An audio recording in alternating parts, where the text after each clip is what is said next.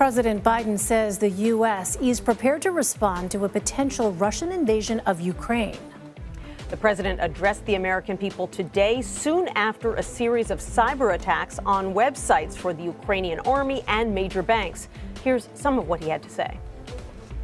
If Russia attacks the United States or our allies through asymmetric means, like disruptive cyber attacks against our companies or critical infrastructure, we are prepared to respond. We're moving in lockstep with our NATO allies and partners to deepen our collective defense against threats in cyberspace. Two paths are still open. For the sake of historic responsibility, Russia and the United States share for global stability, for the sake of our common future, to choose diplomacy. But let there be no doubt. If Russia commits this breach by invading Ukraine, responsible nations around the world will not hesitate to respond. We do not stand for freedom where it is at risk today, will surely pay a steeper price tomorrow. The Kremlin says it is pulling back its troops and wants to continue diplomatic negotiations. But that conflicts with U.S. officials reporting that Russian forces have moved rocket launchers and long-range artillery into possible firing positions. The West still has not agreed to fulfill Russia's main demand to keep Ukraine out of NATO. CBS News national security correspondent David Martin is following this situation. David, so Russia says it is sending troops back to their bases, even releasing videos in an attempt to back up that claim. But is there any evidence to corroborate that?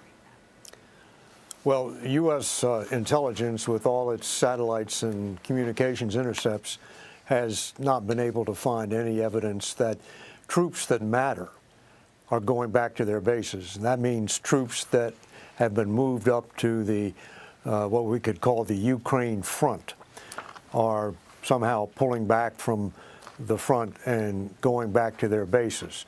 If there are troops going back to their bases, they are troops that are irrelevant to any plans to invade Ukraine. And we've seen the videos, but I don't know that we've seen any verification that those videos are current.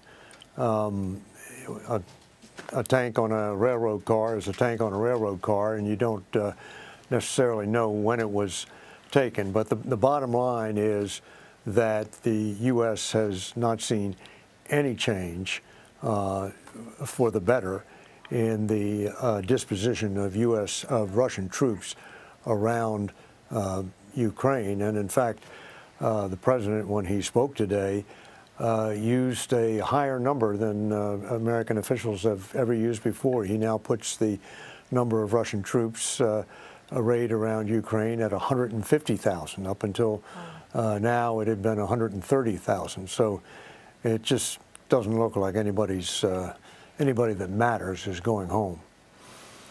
David, Russian officials didn't show up to an emergency meeting in Europe today where they were supposed to explain their military buildup along the Ukrainian border. What are you hearing about Russia's preparation at the border? How has it shifted over the past few days? Well, of course, we have these exercises going on both in Belarus, which is on the northern border of Ukraine, and in the Black Sea, which is the southern coast of Ukraine. But what is most alarming is that Russian units are starting to move out of their assembly areas. Those are the commercial satellite photos we've been looking at for the past several weeks, in which all the vehicles are lined up in perfect order, bumper to bumper. They have started moving out of those assembly areas up into attack positions closer, much closer to the border. They have dispersed out into the field, and when they get out in the field, they put up camouflage netting so that they are not so easily seen from space. So regardless of what the Russians say they are doing, what the U.S. sees them doing is continuing with preparations for an invasion of Ukraine. Well, David, what about the cyber attack today? We've been hearing for a long time that one of the ways a Russian invasion could start is with cyber attacks designed to hamstring Ukrainian communications. So is this the cyber attack that we've been watching for?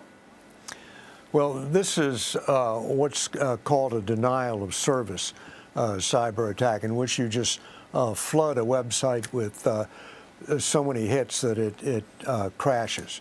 And they've done that to some Ministry of Defense websites and some state-owned bank websites in Ukraine. But the Russians are capable of much, much more than that.